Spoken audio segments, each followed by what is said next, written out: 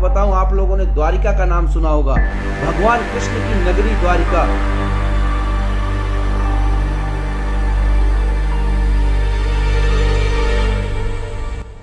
हिंदू महासभा के राष्ट्रीय उपाध्यक्ष एवं जय बजरंग सेना के राष्ट्रीय अध्यक्ष नितिन उपाध्याय की एक और मुहिम पर सरकार ने मुहर लगाई है। गुजरात के द्वारिका में मौजूद भेंट द्वारिका पर बुलडोजर चलना शुरू हो गया है। गुजरात के द्वारिका में एक इलाका ऐसा था जहां मुस्लिमों की एक बड़ी आबादी रहती है और धीरे धीरे वहां कब्जा कर रही थी। इस आबादी को बिजली, पानी जैसी बुनियादी सुविधाएं भी मिलना प्रारंभ हो गई थीं। नितिन उपाध्याय ने एक हफ्ते पहले सोशल मीडिया पर लाइव आकर भेंट द्वारिका को जिहादियों से मुक्त कराने की बात कही थी और इस मामले पर सबसे पहले संज्ञान में लिया था। सोशल मीडिया पर उनके वीडियो को लाखों लोगों ने देखा और सराहा। देश के कोने कोने से भेंट द्वारिका पर कार्रवाई करने की मांग की जा रही थी, जिसके बाद सरकार ने इस पर संज्ञान लिया और अवैध कब्जे पर बुलडोजर चलाना शुरू कर दिया है। नितिन उपाध्याय लगातार ऐसे मुद्दों को उठा रहे हैं और सरकार का ध्यान आकर्षित कर रहे हैं। आपको बता दें कि नितिन उपाध्याय ने ही सबसे पहले वक्फ बोर्ड अधिनियम को हटाने और जांच कराने की मांग की थी, जिसके बाद सरकार हरकत में आई थी। मस्जिद, कब्रिस्तान बनाकर जबरदस्ती कब्जा किया है और दावा ठोक दिया है। बड़े दुख के साथ आपको बताऊं, इस्लामिक आक्रामकता का जीता जागता उदाहरण आपको बताऊं, आप लोगों ने द्वारिका का नाम सुना होगा, भगवान कृष्ण की नगरी द्वारिका, जिसको स्वयं भगवान कृष्ण ने बसाया था। हम लोग द्वारका जाते हैं, उसी के बाजू में एक भेंट द्वारका है। भेंट द्वारका में पोर्ट से जाना पड़ता है, बीच टापू में बसा है भेंट द्वारका। बहुत कम लोग जाते हैं द्वारका में, भगवान कृष्ण के दर्शन करके वापस आ जाते हैं। और उस भेंट द्वारका की स्थिति यह है कि वहां की आबादी 10,000 है, जिसमें 1500 हिंदू हैं, 8,500 मुसलमान हैं।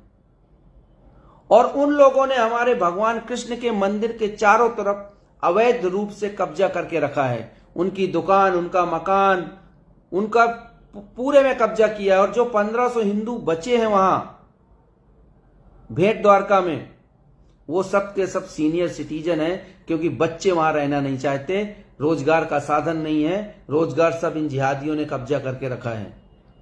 और उससे भी बड़ी दुख की बात बता रहा हूं आपको कि भेंट द्वारका को उन्होंने अपने वक्फ बोर्ड को भेजा है और अपने जो उनके लीगल जो काम करते हैं कि इसको भेंट शरीफ बनाया जाए, भेंट द्वारका का नाम बदलकर भेंट शरीफ रखा जाए। इसके बाद भी अगर हम हिंदू एकत्रित नहीं हुए, हम हिंदू जागे नहीं, तो वो समय दूर नहीं है कि आपका भी घर जाएगा और हमारा भी घर जाएगा।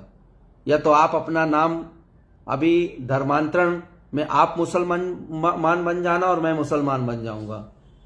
मेरे देश के नौजवानों से, मेरे देश के हिंदुओं से मेरा निवेदन है कि ये समय है जागने का। सरकार बहुत दिनों के बाद, आज तक हम इसी बात का रोना रोते थे, हमारी सरकार नहीं है, सनातनी प्रधानमंत्री नहीं है, कोई हमारी सुनता नहीं है। आज तो सब कुछ है ना। और अगर हम नहीं जागे, हम एकत्रित नहीं हुए, हम संगठित नहीं हुए, आज देखिए उनके, मैं ये नहीं बोलता किसी के मजहब के, किसी के धर्म गुरु के बारे में गलत बोलना चाहिए, लेकिन आज हमारी माँ सीता, हमारी माँ काली, भगवान राम के बारे में लोग दुनिया भर की बातें करते हैं, लेकिन किसी हिंदू ने आज तक किसी का गला नहीं काटा। लेकिन अगर उनके पैगंबर के बारे में कोई एक शब्द बोल देता है तो भीड़ में झुंड में आते हैं और झुंड में नारा लगाते हैं, पुलिस के सामने, प्रशासन के सामने, कि गुस्ताखे रसूल की सजा, तन सर से जुदा, तन सर से जुदा। आप मुझको बताइए, हम 100 करोड़ हिंदू हैं, या तो हम हिंदू धर्म छोड़ दें या तो असली हिंदू बन जाएं। 100 करोड़ होते हुए हमारे भगवान राम को, हमारी मां सीता को, भगवान शंकर को गालियां दी जाती हैं और हम अपने घरों में बैठे रहते हैं। लेकिन वो सिर्फ 20 करोड़ है और एक मस्जिद से 200 लोगों की भीड़ निकलती है और पुलिस प्रशासन तक को हिलाकर रख देती है। खुलेआम नारेबाजी होती है, कोई उनका कुछ नहीं करता। न्यायालय है, FIR होगी भड़काऊ भाषण में, उसमें होता क्या है? लेकिन आज तक अंकुश नहीं लगा पाई सरकार। ये बहुत दुख की बात है।